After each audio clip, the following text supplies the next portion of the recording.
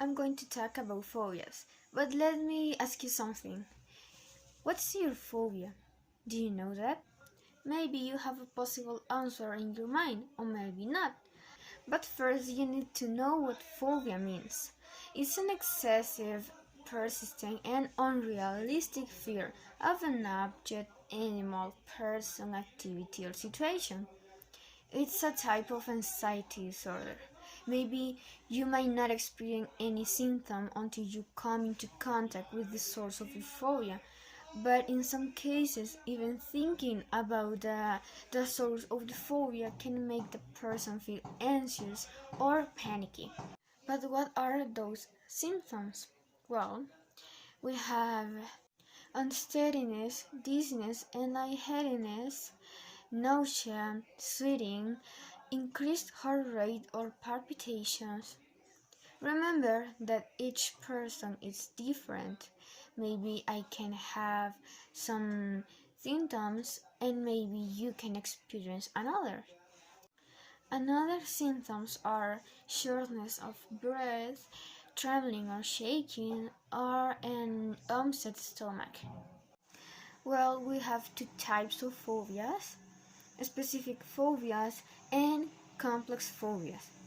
Well, specific phobias are those that are about a specific object or situation, such as dogs, trees, when it's raining, or medical procedures, or something like that. And they are developed when you are a child or when you are a teenager.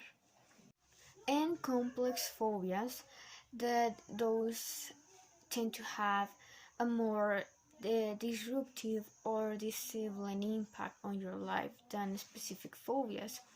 For example, talking to authority figures or speaking on the phone. Maybe you don't like to receive calls, or maybe you don't like to call someone that is no really close to you. And even meeting new people. Now, I'm going to show you some phobias, and maybe you can recognize what is your phobia, or maybe you can know someone who has that phobia. The first one is androphobia. It's fear of men. Then we have astrophobia, that is fear of thunder or lightning. We have cacophobia, that is fear of ugliness. We have colorophobia, that is fear of clowns. And we have also xenophobia, that is fear of dogs.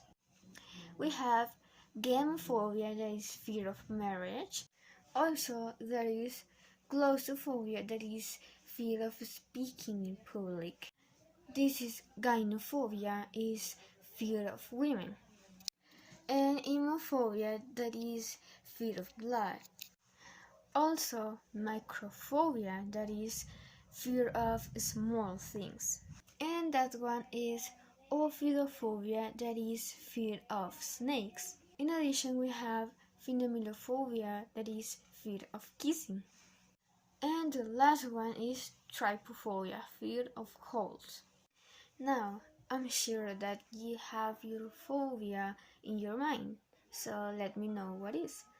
And finally, did you know that phobias are genetic?